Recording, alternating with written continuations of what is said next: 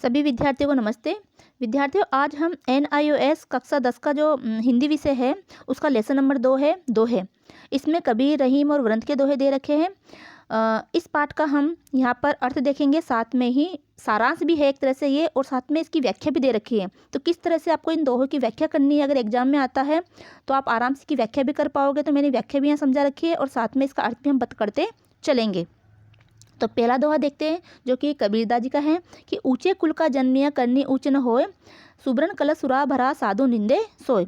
इसका जो संदर्भ है, संदर्भ का मतलब होता है कि ये दोहा कहाँ से लिया गया है और इसका कवि कौन है, और प्रसंग में हमें लिखना होता है कि ये दोहा हमें क्या शिक्षा दे रहा है, और व्याख्या में हमें इस दोहों का अर्थ समझाना होता है। जो कि उदाहरण दे रखा है तो वो भी हमें बताना है। जैसे इसमें कि एक कलश का उदाहरण दे रखा है, जो सोने का कलश है उसका उदाहरण देके समझाई गई है हमें कोई बात, तो वो हमें पूरी इसमें लिखनी होती है। विशेष में लिखना होता है कि दोहा में है ना कुछ साहित्यिक गुण होते हैं, कुछ व्याकरणिक गुण होते हैं, वो हमें लिखने होते हैं।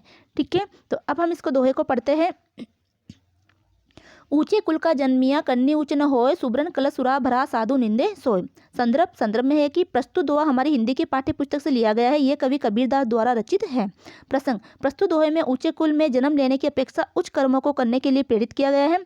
अब व्याख्या में देखेंगे कि कबीर जी कहते हैं कि कोई भी व्यक्ति उच्च कुल में जन्म लेने से ऊंचा स्थान प्राप्त नहीं कर सकता जब तक उसके कार्य महान न हो। वे उदाहरण देते हुए कहते हैं कि यदि सोने की घड़े में शराब भरी है तो भी सज्जन व्यक्ति उसकी हमेशा निंदा करेंगे। अर्थात सोने के पात्र में शराब होने पर सब उससे घृणा करते हैं। उसी तरह उच्च कुल में जन्म लेने से व्यक्ति ऊंचा नहीं होता, बल्कि वह अपने कर्मों से ऊंचा होता है। तो ये तो इस दोहे का अर्थ हो गया जो हमें व्याख्या में लिखा।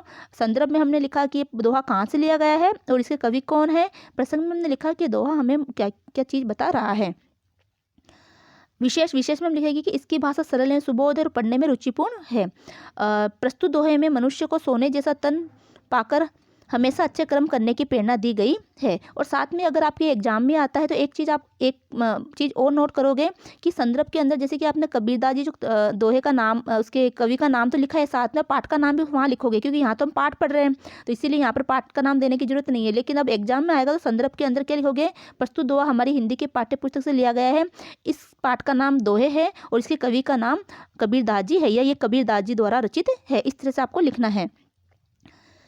अगला दोहा देखते हैं, ये भी कबीरदास जी का है। निंदक नीरे राखी आंगन कुटी छवाए, बिन पानी साबुन बिना निर्मल करते सुबाह। यानी निंदक यानी बुराई करने वाला आलोचक है, उनको हमें अपने घर में आंगन में कुटिया बनाकर पास में ही रखना है, क्योंकि वो हमारी कमियों को भी बताएगा और हम उन कमियों को दूर करेंगे। इस तरह से हमारा स्वभाव है वो निर्मल हो जाएगा।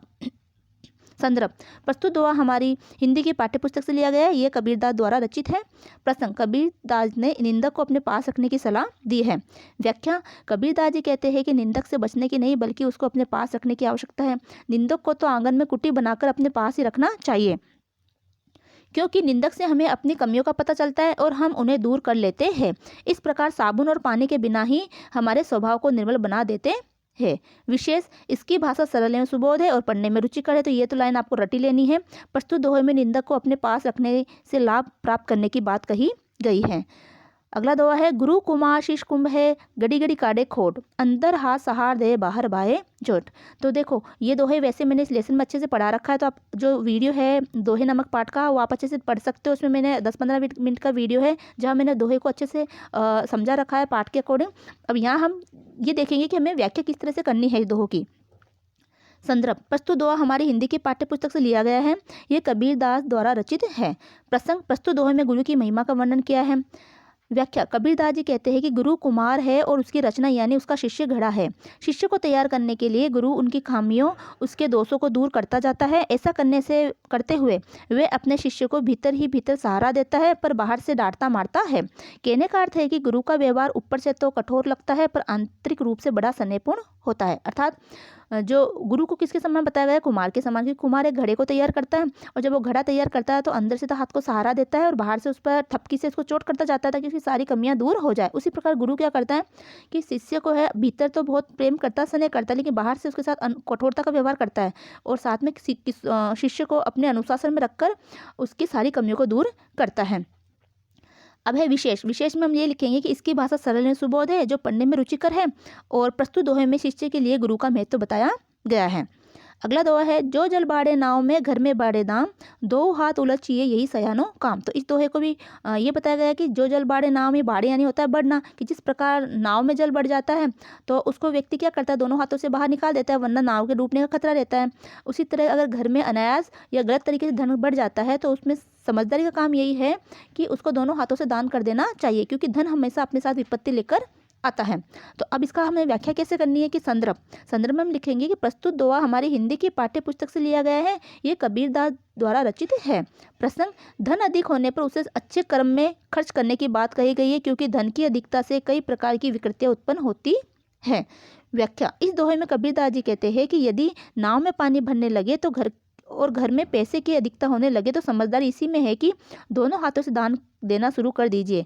नाव में पानी भरने पर उसका डूबना निश्चित है, इसीलिए जैसे ही पानी भरने लगता है नाविक उसे दोनों हथेलियों मिलाकर बाहर फेंकने लगता है। इसी तरह यदि घर के अंदर आवश्यकता से अधिक पैसा बढ़ने लगे तो समझदार व्यक्ति को दोनों हथेलियां भर भर कर उसे बाहर कर देना चाहिए, अर्थात दान देना चाहिए, क्योंकि धन की अधिकता अपने साथ ऐसी विकृतियां लेकर आती है जिससे घर का विनाश होना निश्चित होता है। विशेष, इसकी भाषा सरल से एवं सुबोध है और पढ़ने में रुचिकर है। धन की अधिकता से व्यक्ति का आचरण बिगड़ने की संभावना बनी रहती है। अगला दोहा है, पावस देख रही मन कोयल साधे मौन, अब दादुर वक्ता भये हमको पूछत कौन।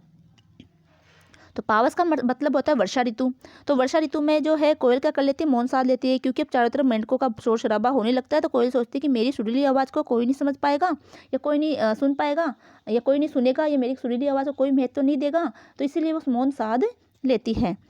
तो यहाँ पर एक अन्य अर्थ ये निकलता है कि जो ज्ञानी व्यक्ति है, अगर मूर्खों का शोर शराबा ज़्यादा हो तो विद्वान व्यक्ति को उस समय चुप्पी साध लेनी चाहिए, ठीक है, और अवसर देखकर ही उसको अपनी बात रखनी चाहिए। तो हम अब इसका व्याख्या देखते हैं। संदर्भ, प्रस्तुत दोहा हमारी हिंदी की पाठ्य पुस्तक से लिया गया है। यह रहीम द्वारा रचित है। प्रसंग, यहाँ बताया गया है कि जब अज्ञानी खुद को महत्व देने लगे तो बुद्धिमान या विद्वान कुछ समय के लिए मौन धारण कर लेते हैं। व्याख्या, रहीम कहते हैं कि पावस अर्थात वर्षा ऋतु के आने पर कोयल अपने मन में यह विचार करके मौन साध लेती है कि अब तो मेंढक वक्ता हो गए हैं, अब हमें कौन पूछेगा, अर्थात अब हमारी कद्र कौन करेगा। तात्पर्य यह है कि जब कम जानकार अज्ञानी लोग बढ़ चढ़कर बात करते हुए महत्व पाने लगते हैं तो ज्ञानी कुछ समय के लिए मौन धारण कर लेते हैं और अवसर देखकर ही फिर अपनी बात कहते हैं। विशेष, इसकी भाषा सरल एवं सुबोध है और पढ़ने में रुचिकर है। समय अनुकूल हो तभी व्यक्ति को कार्य करना चाहिए। तो ये इस दोहे का अर्थ है जो कि रहीमदास जी का है। तो हमने इसकी व्याख्या देख ली। अगला है, खेर खून खांसी खुशी वेर प्रीति मदपान, रहीमन दाबे ना दबे जानत सकल जहान। तो ये भी रहीमदास जी का है, क्योंकि देखो रहीमदास जी का तो दोहा पहचानने के लिए आपको ज़्यादा मशक्कत नहीं करनी पड़ेगी, क्योंकि इसी के अंदर इनका नाम भी आ रहा है। संदर्भ, प्रस्तुत दोहा हमारी हिंदी की पाठ्य पुस्तक से लिया गया है। यह रहीम द्वारा रचित है। प्रसंग, यानी इसमें मोटी बात क्या बताई गई है, तो प्रसंग में ये है कि रहीम जी कहते हैं कि खेर खून खांसी खुशी वेर प्रीति और मदपान, ये सातों ऐसी चीज़ें हैं जिनको छुपाया नहीं जा सकता। तो यहाँ एक क्वेश्चन बनता है कि रहीमदास जी के अनुसार ऐसी कौन सी 7 चीज़ें जिसको छुपाया नहीं जा सकता। तो आपको ये सातों नाम याद रखने हैं, खेर खून खांसी खुशी वेर प्रीति मदपान। ऐसे तो खुशबू होती है तो वो भी छुपाया नहीं छुपती, लेकिन यहाँ रहीमदास जी ने जो सातों चीज़ें वस्तुएं बताई है ना, जो सातों नाम बताए, उन्हीं को आपको याद रखना है। व्याख्या, रहीम कहते हैं कि ये सातों दबाने से नहीं दबती, यानी उभर ही आती है। कहने का अर्थ है कि सारी दुनिया जानती है कि इन सातों को छिपाया नहीं जा सकता। ये सभी बातें समय आने पर प्रकट हो जाती है।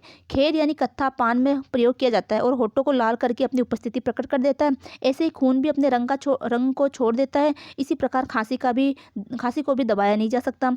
ऐसा ही वेर होता है, जब व्यक्ति एक दूसरे के सामने आते हैं तो उनका हाव भाव और व्यवहार भी बदल जाता है। इसी तरह शराबी की उसकी चाल ढाल से पता लग जाता है। और इसी तरह से प्रेम होता है जो भी छुपाया नहीं छुपता है, और खुशी भी छुपाया नहीं छुपती है। विशेष, पहला, इसकी भाषा सरल एवं सुबोध है और पढ़ने में रुचिकर है, ये रुचिपूर्ण है। दूसरा, रहीम कहते हैं कि इन सातों को छिपाया नहीं जा सकता। तो आप यहाँ प्रसंग के अंदर जो है सेकंड वाला पॉइंट है उसको आप विशेष में जो सेकंड वाला पॉइंट है उसमें यहाँ पे प्रसंग वाला जो बातें है ना, प्रसंग में जो कहा गया है वो चीज़ भी आपको यहाँ पे ऐसे कैसे उतार सकते हो। अगला है, करत करत अभ्यास से जड़मती हो तो सुजान, रसरी आवत जाते सिल पर परत निशान। तो ये वरुण जी का दोहा है। तो वरुण जी कहते हैं कि करत करत अभ्यास यानी बार बार अभ्यास करने से, अभ्यास करते करते रहने से जड़मति हो सुजान, जड़मति यानी मूर्ख व्यक्ति, कम ज्ञानी व्यक्ति भी सुजान यानी ज्ञानी व्यक्ति बन जाता है, क्योंकि बार बार अभ्यास करोगे तो कम ज्ञानी व्यक्ति भी ज्ञानी बन जाएगा। इसका एक उदाहरण देते हुए उन्होंने बताया कि रस्सी आवत जाते सिल पर परत निशान। तो रस्सी का मतलब तो रस्सी आवत जाते यानी आने जाने से, सिल यानी पत्थर पर भी निशान पड़ जाता है। ये कहाँ की बात कही गई कि पहले कुएं से पानी भरा जाता था तो कुएं में रस्सी डाल देते हैं, तो जो रस्सी बार बार आती जाती थी तो उसकी वजह से कुएं के जो आसपास जो पत्थर होता था, कुएं की किनारी होती थी, उसके ऊपर भी पत्थर से पर निशान पड़ जाता था। तो इतनी कोमल रस्सी है जो कि एक पत्थर पर निशान छोड़ सकती है। तो आपके बार बार अभ्यास करने से आप जो कम ज्ञानवान हो या अज्ञानी व्यक्ति है या मूर्ख व्यक्ति, वो भी अच्छा ज्ञानी बन सकता है। अब इसका व्याख्या इस तरह से लिखेंगे हम कि प्रस्तुत दोहा वरुण द्वारा रचित है और ये हमारे दोहे पाठ से लिया गया है। ठीक है। प्रसंग, यहाँ निरंतर अभ्यास करने पर बल दिया गया है। व्याख्या, कवि कहते हैं कि निरंतर अभ्यास करने से मूर्ख व्यक्ति भी चतुर और ज्ञानवान बन जाता है।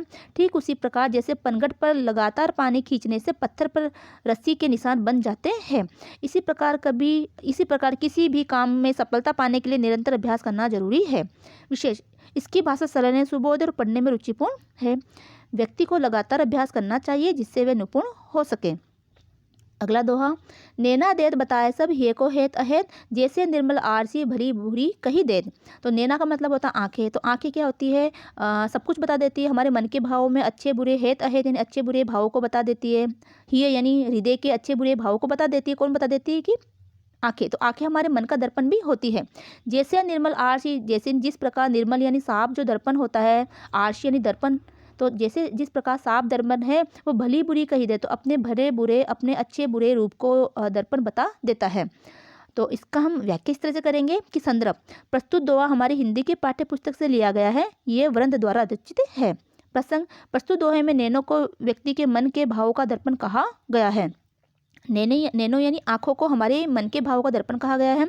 व्याख्या, आदमी के नयन यानी उसकी आंखें उसके हृदय में विद्यमान हित या अहित के भावों को पूरी तरह से व्यक्त कर देती है। ठीक उसी तरह जैसे स्वच्छ आरसी भले या बुरे रूप रंग को व्यक्त कर देती है। जैसे कि हम दर्पण में अपना रूप देखते हैं तो जैसा हमारा रूप है वैसा ही उसमें दिखाई देता है। अर्थात अर्थ ये है कि आदमी की आंखों से उसके मन के भावों का पता चल जाता है। प्रेम करने वालों की आंखों में चमक होती है, क्रोध हो तो आंखें लाल हो जाती है, अगर शक हो तो अगर शौक हो तो आंसू उमड़ आते हैं। तो इस तरह से इस दोहे का अर्थ हुआ जो हमें व्याख्या में लिखना है। विशेष, इसकी भाषा सरल है, सुबोध और पढ़ने में रुचिपूर्ण है। आंखों को मनोभावों का दर्पण कहा गया है। तो इस तरह से मैंने इन सभी दोहों की व्याख्या करके आपको बताई है। तो आपको बार बार दोहों को पढ़ना है, अपने पाठ्य पुस्तक से पढ़ना है। साथ में मैंने इस दोहे वाले पाठ का वीडियो भी डाल रखा है, उसको भी, उस लेसन को मैंने वहाँ से मूल पाठ से पढ़ाया गया है, तो आप वहाँ से भी देख सकते हो। और यहाँ पर आप जो है व्याख्या वाला कार्य यहाँ से कर सकते हो क्योंकि एग्जाम के अंदर व्याख्या तो आएगी। तो 8 कविता है आपकी हिंदी की पाठ्य पुस्तक में। ठीक है। तो वहाँ से किसी न किसी पाठ से व्याख्या आएगी, तो आपको एक तरीका पता चल जाएगा हमें किस तरह से व्याख्या करनी है। तो इस पाठ के अंदर जो सारांश भी है, साथ में ही दोहों का अर्थ सहित और व्याख्या भी मैंने बता रखी है। तो आपको इस वीडियो से बहुत लाभ होगा। तो उम्मीद है कि आपको वीडियो पसंद आया होगा। तो इसको लाइक और शेयर ज़रूर करें, चैनल को सब्सक्राइब करें। धन्यवाद।